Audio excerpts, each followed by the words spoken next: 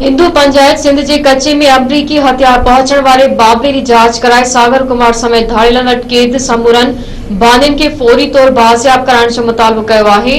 मिरपुर खास में press conference कंदे हिंदू वेलफेयर पंचायत पाकिस्तान ऐं हिंदू राइट्स फोरम के चेयरमैन ऐं अॻूणे वफ़ाक़ी वज़ीर किशन चंद पारवानी चयो त ही मुल्क तारीख़ जी इंतहाई नाज़ुक मोड़ ते बीठल आहे। मुल्क में मौजूद सियासी करप्शन जुडिशरी ऐं ॿियनि इदारनि अंदर थींदड़ करप्शन जो ख़ात्मो आणे चोरनि लुटेरनि ऐं ज़ख़ीरा अंदोज़नि खे सज़ाऊं ॾियण बाद शफ़ाफ़ इलेक्शन कराई वञे छाकाणि जो अहिड़नि माण्हुनि जे हूंदे कॾहिं बि फेयर इलेक्शन न थी सघंदे।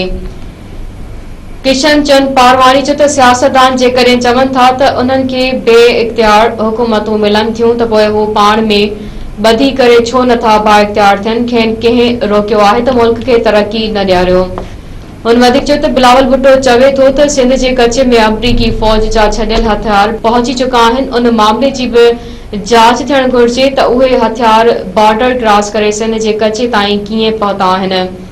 किशन चंद पारवानी चयो त बिलावल भुट्टो ज़रदारी जी पार्टी जे सिंध में 15 साल हुकूमत रही आहे पर सिंध में न माण्हुनि खे साफ़ पाणी थो मिले न सिहत जूं सहूलियतूं। साॻिए वक़्तु महांगाई उरूज ते पहुतल आहे मथां वरी ॾोहारियुनि ऐं ज़ख़ीरा अंदोज़नि जो राज आहे। हुन जो चवणु हो त सिंध जो कचो ॾोहारियुनि जे आमचगाह बणिजी चुको आहे जिथे जान मोहम्मद जहिड़नि बाद साफ़िन खे शहीद करे ॾोहारी पनाह वठी वेठल आहिनि ऐं केतिरनि ई माण्हुनि खे सरेआम अगवा करे कचे में रखियो पियो वञे।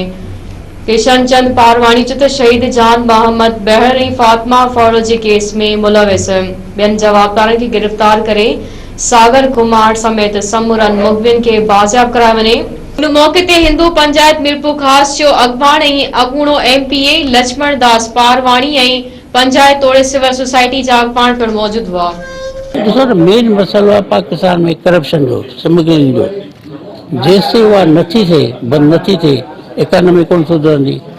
ग़रीब माण्हू जो पैसो न हूंदो ग़रीब माण्हू जी भलाई जे लाइ को बि कमु कोन्हे स्पेशली सिंध में त कुझु कोन्हे। त इन जे करे ॻाल्हि कयूं था आवाज़ उथारींदा त महिरबानी करे सिंधी क़ौम जो करियो। पीपुल्स पार्टी बेसिकली सिंध हुकूमत में आहे फीडर में आहे हर कंहिं थिए थी पावर शेयर करे थी फीडर में ऐं सभु मसइलनि ते चए थी असांजो केरु ॿुधे कोन त ग़लति आहे न।